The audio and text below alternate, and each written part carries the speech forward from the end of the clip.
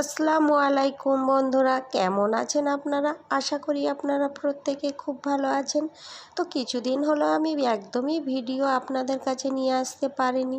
ফ্যামিলির সঙ্গে কিছুদিন একটু সময় দিচ্ছিলাম। ফ্যামিলিতে একটা বিয়ে পড়েছে, তো সেই কারণে প্রচুর ব্যস্ত হয়ে পড়েছিলাম। ভাইজির বিয়ে পড়েছে বলে কথা, সমস্ত কেনাকাটা নানান রকম কাজ কাম ছিল, সেই জন্যে আমি ভিডিও একদমই ছাড়িনি। তো আজকে সকাল সকাল ব্যস্ততার মধ্যেও আপনাদের কাছে একটু ভিডিও নিয়ে চলে আসলাম। দেখেন, প্রথমে মা কিন্তু এদিকে মুরগি ছাড়াচ্ছিল, আমি সকাল থেকে কোনো রকমই ভিডিও করলাম না। মুরগিটা কেন ছাড়ানো হলো, কেন রান্না বান্না হচ্ছে, সবই আপনাদের সঙ্গে গল্প করব। আজকে ভাইজির আইবুড়ো ভাত খাওয়াবো, সেই কারণে একটা বড় সাইজের দেশি মুরগি আনা হলো। সেটা মা পরিষ্কার করে কেটে বেছে দিল, আর এদিকে কোটা বাছা মা আর আমি মিলে করে নিলাম। তারপর ঝটপট চুলোয় রান্না শুরু করে দিলাম। অনেক রকম রান্না বান্না করতে হবে, আইবুড়ো ভাত বলে কথা। এদিকে একটা বড় সাইজের দেশি মুরগিও নিয়ে আসলাম, আর এদিকে বড় সাইজের একটা কাতলা মাছ নিয়ে আসলাম। সেটা অল্প হলেও ওর প্লেটে সাজানোর মতনই হয়ে যাবে। এদিকে আলু ভাজা করলাম, বেগুন ভাজা করলাম, মাছ ভাজা করলাম, অনেক রকমই আইটেম করেছি। সবগুলো হয়তো আপনাদের সঙ্গে গল্প করব না, কিন্তু ভিডিওর মাধ্যমে আপনাদের কাছে সব কিছুই তুলে ধরবো অল্প অল্প করে। আর প্রচুর ব্যস্ত, কিছুদিন ভাইজির বিয়ে হবে, কবে হবে, নানান রকম প্রোগ্রাম হবে, সেই রকম ব্যস্ততার মধ্যে দিয়ে আপনাদের কাছে আমি একদমই আসতে পারিনি। তো আপনাদের কাছে আমি একটু ক্ষমাও চেয়ে নিলাম। আপনারা আমাকে বন্ধু মনে করেই আমাকে ক্ষমা করে দেবেন।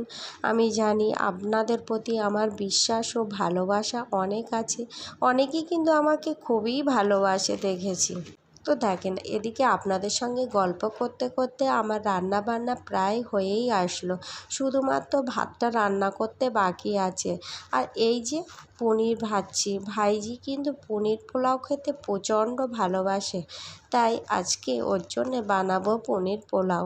তো ওদিকে চুলোয় কিছুটা করলাম, করার মাত্রই এদিকে ছুটতে চলে আসলাম যে পনিরগুলো গ্যাসেই ভেজে নেই। ওদিকে ভাতটা বসিয়ে দিয়ে আসলাম, দিয়ে এদিকে আমি এই পোলাওটা বানানোর প্রস্তুতি নিলাম। নানান রকম মশলাপাতি কিন্তু এই পানির মধ্যে ছেড়ে দিলাম। তো দেখেন কিভাবে রান্না করছি, সেটাও আপনাদের একটু একটু দেখাতে থাকলাম। রান্না বান্না করতে করতে ওদিকে কিন্তু ভাইজি চলেও আসলো আমাদের বাড়িতে। ওকে কিছুটা জিনিস দিয়ে আসলাম, বসে বসে খাচ্ছে, আর সেই সঙ্গে সঙ্গে ও আমার ছেলের সঙ্গে আড্ডা মারছে, গল্প করছে, ওরা সবাই একসঙ্গে গল্প করছে। আর এদিকে আমি প্রায় রান্না বান্না প্রায় কমপ্লিটও করে ফেললাম। তারপরে গোসল করতে চলে যাব।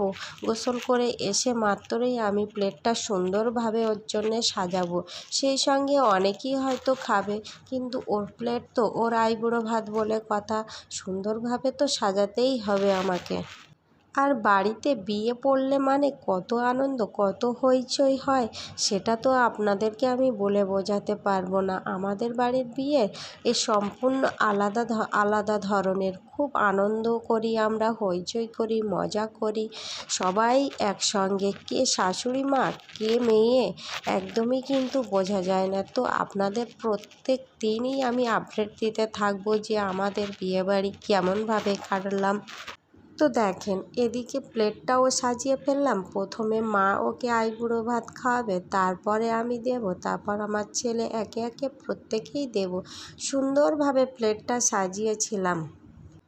এরপরে সবাই একে একে ওকে খাইয়ে দিলাম, দিয়ে তারপরে ওরা দুই ভাই বোনে খেতে বসেছে। দেখেন তো কেমন হলো আমার ভিডিওটি, অতি অবশ্যই আপনারা একটা কমেন্ট করে আমাকে জানাবেন। তো আপনাদেরকে জানাই প্রত্যেক দিনের মতো একই রকম কথা আপনাদের কাছে। খোদা হাফেজ।